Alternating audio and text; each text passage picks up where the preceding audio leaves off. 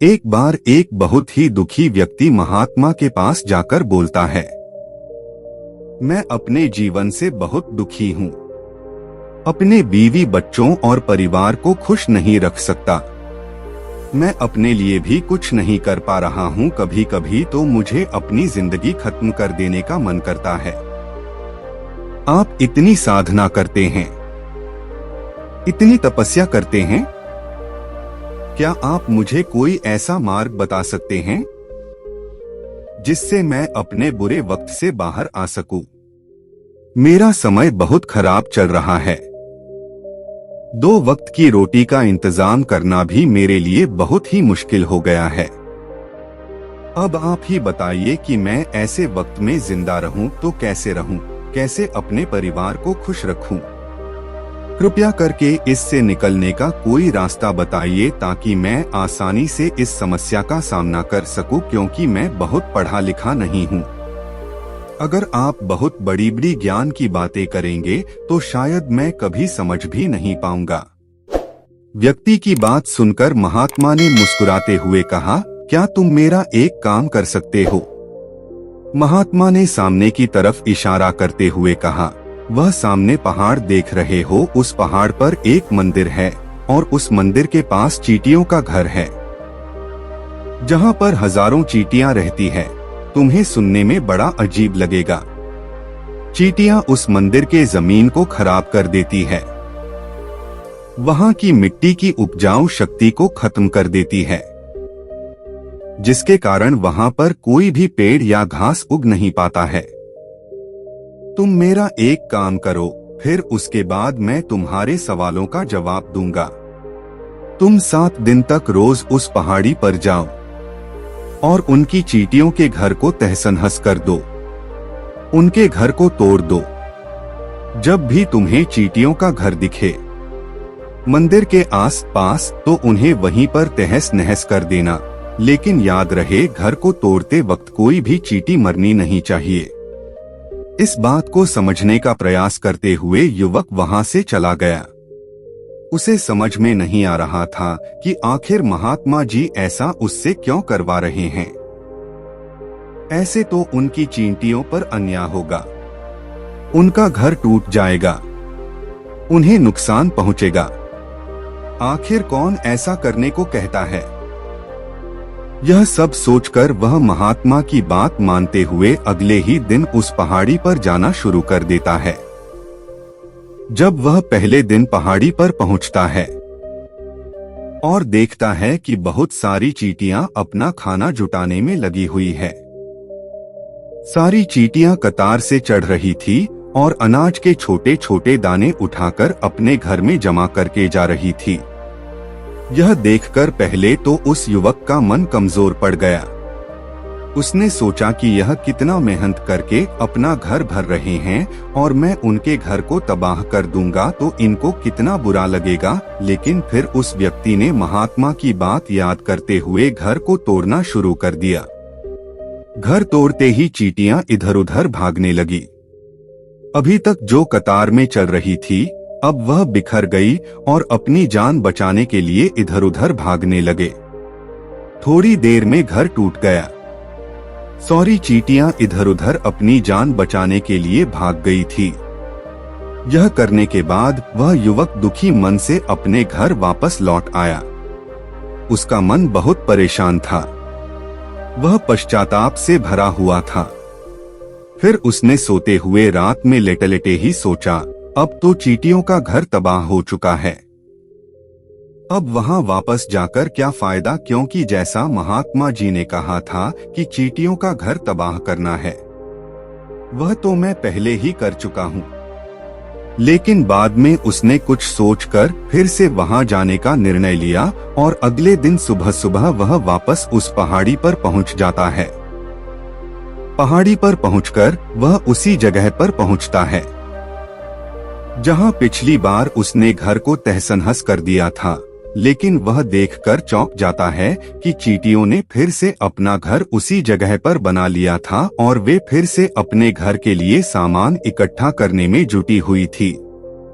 उस आदमी को यह देखकर लगा कि है चींटियां कितनी मूर्ख है, इनको पता है कि कल ही इसी जगह पर इनका घर तबाह किया गया है और उसी जगह पर इन्होंने अपना नया घर भी बना लिया। और यह सोचकर वह आदमी हंसने लगा, लेकिन फिर से महात्मा की बात याद करते हुए फिर से उन चींटियों का घर तबाह कर दिया। फिर से उन चींटियों में हलचल मच गई। थोड़ी ही देर में वह चींटियां अपनी जान बचाने के लिए इधर उधर भागने लगी।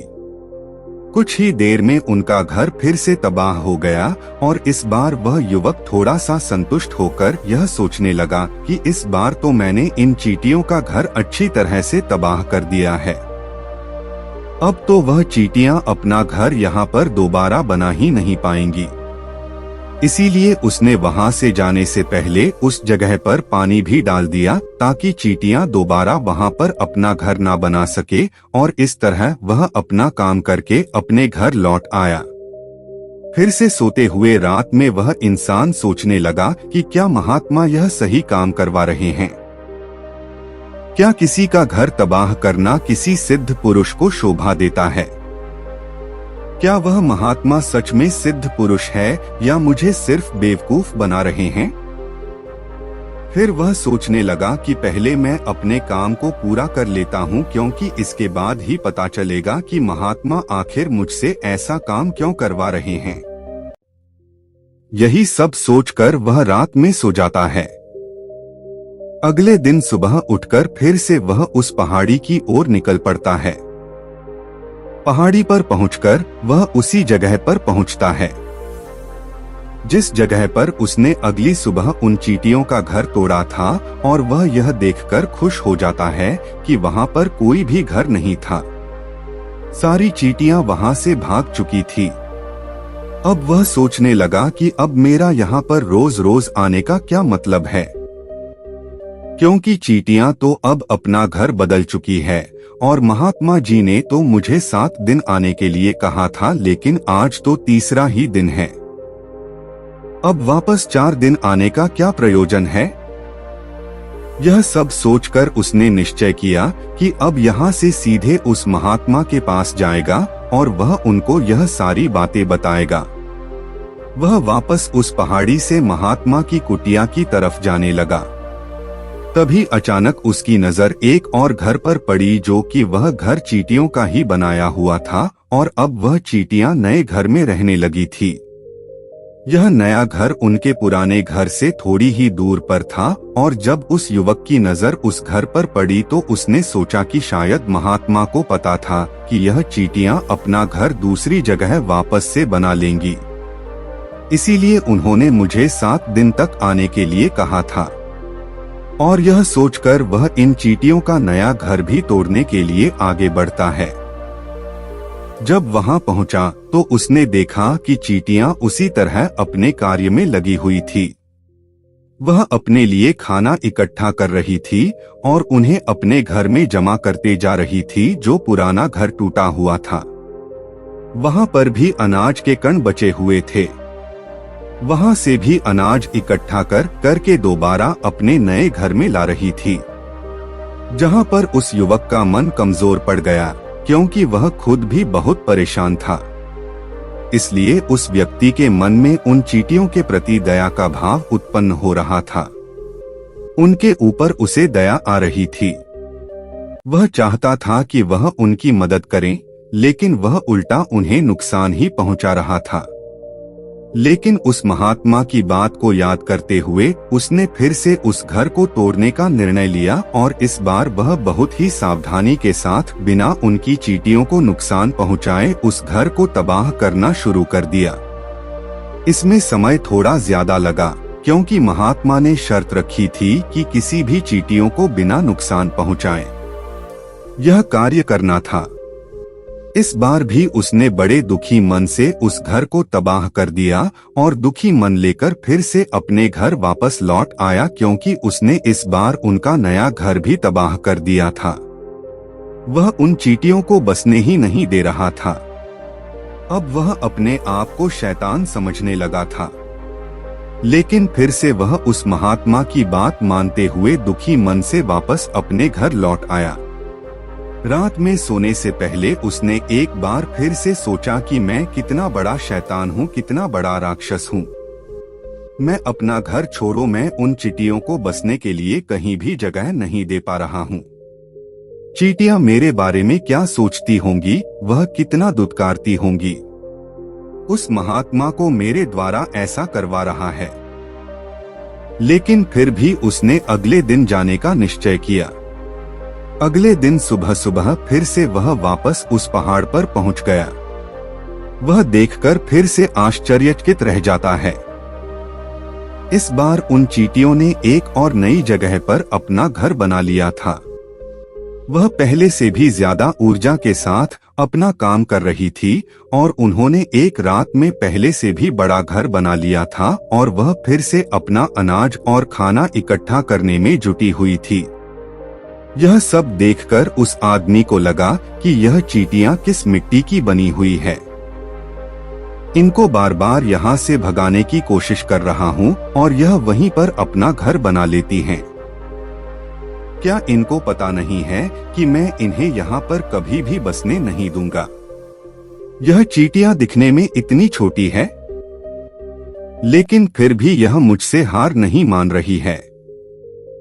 बड़ी ताज्जुब की बात है और इस बार गुस्से में उसने घर को तहस-नहस करना शुरू कर दिया। लेकिन इस बार उस घर को तहस नहस करते हुए कुछ चींटियां वहीं पर मर गई। उसके पैरों के नीचे कुचल गई। उनको कुचलने के बाद जब वह अपने अहंकार से बाहर आया, उसने देखा कि गुस्से में उसने उन चींटियों को कितना नुकसान पहुंचा दिया है। उसका मन पश्चाताप से भर उठा और वह रोता हुआ अपने घर वापस आ गया। रात में सोते वक्त उसने सोचा कि मैं उन चींटियों पर बहुत अत्याचार कर रहा हूँ। अब इससे ज्यादा अत्याचार मैं नहीं कर पाऊंगा। यही सोचकर वह अगले दिन उन चींटियों के लिए अपने घर से थोड़ा सा आटा लेकर उस पहाड़ी पर पहुंच जाता है। उसके मन में उन चींटियों के प्रति श्रद्धा का भाव था, दया का भाव था। आज वह उनकी मदद करना चाहता था और जब वह वहां पर पहुंचा, उसने देखा कि चींटियां वापस अपने नए घर को बनाने में जुटी हुई थी। उसने बहुत ही प्यार से उन चींटियों को अपने घर से लाया हुआ आटा खिलाया और अगले 3 दिन तक उसने ऐसा ही किया। वह रोज सुबह जाता और उनके लिए अपने घर से साथ में आटा भी लेकर जाता था और उन चींटियों को बड़े प्रेम से खिलाता। 7 दिन के बाद वह उस महात्मा के पास हाथ जोड़कर पहुंचता है और कहता है कि है महात्मा जी, मुझे माफ कर दीजिएगा। मैंने उन चींटियों का घर तबाह करने के लिए बहुत प्रयास किया। मैंने उनका घर तबाह किया, एक बार नहीं बल्कि 4 बार मैंने उनका घर तोड़ा। उसके बाद मैं हिम्मत नहीं कर पाया, उनके घर को फिर से नहीं तोड़ पाया। मैं समझ सकता हूँ कि मैंने आपका दिया हुआ काम पूरा नहीं किया और जिसके बदले आप मुझे वह तरीका नहीं बताएंगे जिससे मैं अपने बुरे समय से बाहर निकल सकता हूँ। लेकिन मुझे इसका कोई खेद नहीं है, क्योंकि मुझे लगता है कि मैंने जो किया वह सही किया। इसीलिए मैं आपसे आज्ञा लेकर वापस अपने घर जा रहा हूँ। कृपया मुझे वापस अपने घर जाने की आज्ञा दीजिए। यह सुनकर उस महात्मा ने मुस्कुराते हुए कहा, अरे भंते, कहाँ चल दिए, रुको तो सही, जलपान तो कर लो, थोड़ी देर ठहर जाओ, उसके बाद चले जाना। और यह कहकर वह महात्मा उस युवक के लिए पानी लेकर आते हैं। पानी पिलाने के बाद महात्मा उस युवक से पूछते हैं कि तुम मुझे यह बताओ, आखिर तुम उन चींटियों का घर तबाह क्यों नहीं कर सके? वह चींटियां तो इतनी छोटी छोटी है और तुम कितने विशालकाय हो, फिर भी तुम उन छोटी छोटी चींटियों का घर तबाह नहीं कर पाए। कहाँ है तुम्हारी शक्ति, तुम्हारा बाहुबल? इसका जवाब देते हुए उस युवक ने कहा कि हे महात्मन, मैंने उन चींटियों का घर तबाह कर दिया था, बार बार किया था। एक बार तो गुस्से में मैंने उन चींटियों को भी हानि पहुंचा दी थी, लेकिन जिस दिन मैंने उन चींटियों को हानि पहुंचाई, उस दिन मुझे लगा कि मैं इन चींटियों को क्यों हानि पहुंचा रहा हूं, क्यों इनको तकलीफ दे रहा हूं, और उसी दिन से मैंने उन्हें क्षति पहुंचाने की बजाय उनकी सहायता करनी शुरू कर दी। यह सुनकर महात्मा ने कहा, यही तो सीखने की बात है कि एक छोटी सी चींटी हमें जीवन का संदेश दे जाती है। मैंने तुम्हें चींटियों का घर तबाह करने के लिए नहीं भेजा था। मैंने तुम्हें भेजा था ताकि तुम उन चींटियों से कुछ सीख ले सको। तुम्हें उन चींटियों से क्या सीख मिली? क्या तुम मुझे बता सकते हो? यह सुनकर अपनी पूरी कहानी बयां कर दी। पूरी कहानी सुनने के बाद महात्मा ने मुस्कुराते हुए कहा कि भंते, पहली सीख जो इन चीजों से देनी थी वह यह थी कि तुमने कितनी ही बार उनके घर को तोड़ने की कोशिश की, कितनी बार प्रयास किया कि उनका घर तबाह हो जाए, लेकिन वह हर बार अपना नया घर बना लेती थी। उन्होंने कभी भी हार नहीं मानी। अगर वह हार मान लेती तो वह चींटियां तुम्हें वहां पर नहीं मिलती। जीवन कार्यशीलता का नाम है, कर्मशीलता का नाम है। लेकिन हम मनुष्य एक दो बार हार मिलने पर ही टूट जाते हैं, हताश हो जाते हैं और फिर जीवन में प्रयास ही नहीं करते, और कुछ लोग तो अपनी जिंदगी को खत्म करने के लिए उतारू हो जाते हैं। लेकिन जानवरों में तुमने एक बात देखी होगी कि वह अपना जीवन खुद से खत्म कर ही नहीं सकते। तुमने कभी नहीं सुना होगा कि किसी जानवर ने आत्महत्या कर ली, चाहे वह जानवर कितना ही भूखा क्यों ना हो, इतना ही दुखी क्यों ना हो, लेकिन वह अपने जीवन के लिए हमेशा संघर्ष करता रहता है। लेकिन वहीं दूसरी तरफ हम मनुष्य एक दो बार हताश होने पर ही हम अपना जीवन खत्म कर लेते हैं। जीवन तो कर्मशीलता है, कर्म करने का नाम जीवन है, और मृत्यु आखिरी विश्राम है। इसीलिए मृत्यु से पहले कर्म करना कभी मत छोड़ना, क्योंकि मृत्यु के बाद तुम परम विश्राम में चले ही जाओगे, तो उससे पहले कर्म करना क्यों छोड़ रहे हो, क्यों हताश हो रहे हो?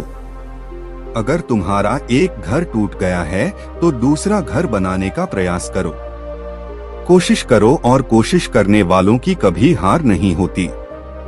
यह तुम उन चींटियों से देख चुके हो, दिखने में तुमसे कितनी छोटी है वह चींटियां, और तुम इतने बड़े हो, लेकिन उनका मन तुम्हारे मन से इतना बड़ा है, इतना विशाल है, इतना दृढ़ संकल्पी है। कितनी बार उनका घर टूटने पर भी उन चींटियों ने कभी हार नहीं मानी। दूसरी सीख यहाँ से यह लेने की थी, वह यह थी कि जब भी हमारे ऊपर बुरा समय आता है, हमें लगता है कभी नहीं जाएगा, यह समय मेरे जीवन को बर्बाद कर देगा, मुझे कभी नहीं जीने देगा, और अपने इन्हीं ख्यालों से, इन्हीं विचारों से, जिनका असलियत में कोई भी अस्तित्व नहीं है, वह सिर्फ विचार हैं। वही विचार हमारे मन को दुखी कर देते हैं, और इसीलिए हम प्रयास करना भी छोड़ देते हैं। लेकिन सोचो कि बार बार प्रकृति हमें क्षति पहुंचाने की कोशिश करेगी, नुकसान पहुंचाएगी, लेकिन कब तक पहुंचाएगी?